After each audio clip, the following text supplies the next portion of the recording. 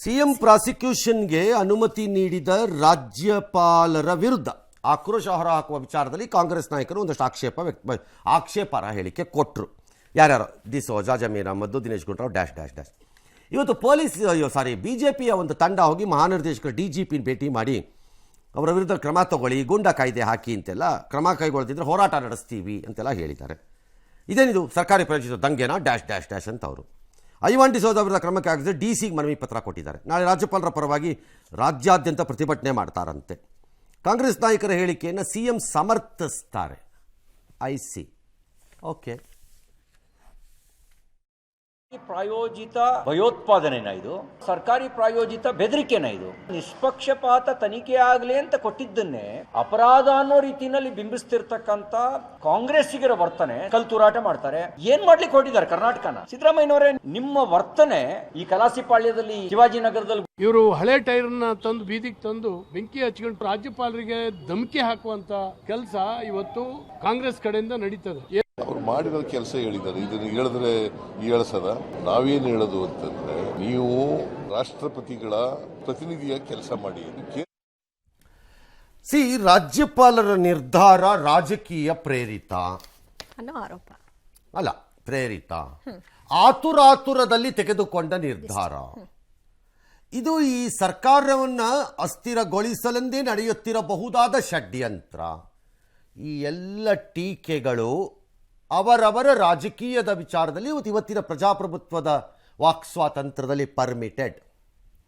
ನನ್ನ ಪ್ರಕಾರ ಅದನ್ನು ನಾಟ್ ಪರ್ಮಿಟೆಡ್ ಅಂತ ಹೇಳಲಿಕ್ಕೆ ಬರಲ್ಲ. ನಿನ್ನೆಯ ಸಮಸ್ಯೆ ಯಾವುದು ಅಂತಂದರೆ, ಅದರಲ್ಲಿ ಸಿದ್ದರಾಮಯ್ಯನವರು as a good statesman or even DK Shivakumar as a good party chief should tell their leaders at least ಅವರ ಮಿತಿ ಏನು ಅಂತ. ಎಲ್ಲಿ ಲೈನ್ ಕ್ರಾಸ್ ಆಗಲ್ಲ ನೀವು ಆಗಬಾರ್ದು. ಫಾರ್ ಎಕ್ಸಾಂಪಲ್ 2 ಕೊಡ್ತೀನಿ ಅಷ್ಟೇ ಲೈನ್ ಕ್ರಾಸ್ ಆಗದೆ ಇರೋದಕ್ಕೆ. ನಂಬರ್ 1, ಜಮೀರು ಹಲ್ಲೆ ಮತ್ತು ಗಲಾಟೆ ಎಲ್ಲ ನಡೆದ್ರೆ ನೀವು ಜವಾಬ್ದಾರಿ. ಹೇಗೆ ರಾಜ್ಯಪಾಲರು ಜವಾಬ್ದಾರಿ ಆಗ್ತಾರೆ?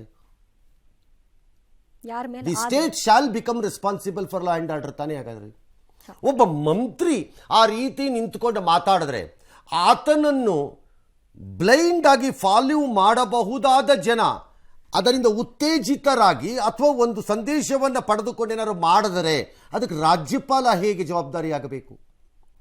Does not the minister becomes responsible to it? ಸಿದ್ದರಾಮಯ್ಯವ್ರಿಗೆ ಅನ್ಸಲ್ವಾ ಅದು? ನಾಳೆ ಕಾಂಗ್ರೆಸ್ ಕೇಂದ್ರದಲ್ಲಿ ಅಧಿಕಾರಕ್ಕೆ ಬಂದು ನೀವೇ ನೇಮಿಸಿದ ಒಬ್ಬ ರಾಜ್ಯಪಾಲರ ವಿರುದ್ಧ ಇದೇ ಮಾತುಗಳನ್ನು ಬೇರೆಯವರು ಆಡಿದ್ರೆ is it okay for you? There must be some line. ಟೀಕೆ ಬೇರೆ, ರಾಜ್ಯಪಾಲರ ಟೀಕೆ ಮಾಡ್ಬೋದು. ನೀ ಯಾಕ್ರಿ ಕೊಟ್ರಿ ಒಂದಿನದಲ್ಲಿ? ಆ BJPಯವ್ರು ಹೇಳ್ದಂಗೆ ಯಾಕ್ರಿ ಆ್ಯಕ್ಟ್ ಮಾಡ್ತೀರಿ? ನೀವು ಕೇಂದ್ರದ ಏಜೆಂಟ್ ಥರ ನಡ್ಕೊಂಬಿಟ್ರೆ ಹೆಂಗ್ರಿ? ಇಲ್ಲಿರೋ ಆತ್ರ ಅಲ್ಲಿ ಯಾಕ್ರಿ ಇರಲಿಲ್ಲ? ಫೇರ್, ಎಲ್ಲ ಫೇರ್. ಇನ್ನೊಂದು ಕಡೆ ಬಾಂಗ್ಲಾ ರೀತಿ ಬಂದುಬಿಟ್ಟು ನುಗ್ಗು ಬಿಡ್ತಾರೆ. ಅದಕ್ಕಿಂತ ನೀನು ಐವಾನ್ ಡಿಸೋಜಾ ಹೇಳಿದ್ದು, ನೀವೇ ಹೋಗಿ ಮಾಡಿಪ್ಪ, ಕಂಡವ್ರ ಮಕ್ಕಳನ್ನ ತಳ್ಳಬೇಡಿ ಅಂತ. ಏನು ಬಾಂಗ್ಲಾ ಥರ ಆಗಿಬಿಡತ್ತೆ? ಆ ಸ್ಥಿತಿ ಯಾಕೆ ಬರುತ್ತೆ? ಅಲ್ಲಿ ಯಾಕೆ ಬರುತ್ತೆ ಅಂತ ಹೇಳಬೇಕು. ಇದು ಭಾರತ, ಇದು ಬಾಂಗ್ಲಾದೇಶ ಅಲ್ಲ. ಭಾರತ ಆಗಿದ್ದಕ್ಕೆ ಬಾಂಗ್ಲಾದೇಶ ಅಲ್ಲದೆ ಐವಾನ್ ಡಿಸೋಜಾಗಿ ಇನ್ನೂ ಪ್ರಾಬ್ಲಮ್ ಆಗಿಲ್ಲ. ಈ ಥರದ ಹೇಳಿಕೆ ಇದೇ ರೀತಿಯ ವಾಕ್ ಸ್ವಾತಂತ್ರ್ಯದ ನಾಲಿಗೆಯನ್ನು ದೊಡ್ಡದು ಬಿಟ್ಕೊಂಡಾಗ ಅಲ್ಲೆಲ್ಲಾರು ಹೇಳಿದ್ರೆ ಅಲ್ಲೇನು ಮಾಡ್ತಿದ್ದಾರೆ ನೋಡಿ, ಅದು ಇಲ್ಲೂ ಆಗಬೇಕೇನು? ಹಾಗಾಗಲ್ಲ. ಹಾಗಾಗಿ ಚೀಫ್ ಮಿನಿಸ್ಟರು ಆರ್ ಎನಿಬಡಿ ಆ ಲೈನ್ ಏನು ಅನ್ನೋದನ್ನ ಅವ್ರು ಅರ್ಥ ಮಾಡ್ಕೋಬೇಕು. ಅಧಿಕಾರದಲ್ಲಿದ್ದಾಗ ಟೀಕೆ ಆಗಬಾರ್ದು ಅಂತ ಹೇಳಕ್ಕಾಗಲ್ಲ ಗವರ್ನರ್ನ. ಟೀಕೆಯನ್ನು ಮೀರಿದವರವರು ಅವರ ಯಾವುದೇ ವಿಚಾರಗಳನ್ನು ಪ್ರಶ್ನೆ ಮಾಡುವಂತಿಲ್ಲ. ಅವರ ಮೇಲೆ ನೀವು ಒತ್ತಡ ಹಾಕೋ ಹಾಗಿಲ್ಲ ಅಂತ ಹೇಳಕ್ ಬರಲ್ಲ. ಹಂಗವ್ರು he is part of the constitution and a society and a system in ಡೆಮಾಕ್ರಸಿನೇ ಹೊರತು ಅದರ ಮೇಲಲ್ಲ ಅವ್ರು ಇರೋದು. ಅವ್ರು ದೇವರಲ್ಲ,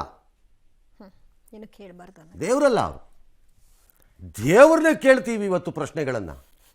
ಇವ್ರು ಯಾವ ಲೆಕ್ಕ?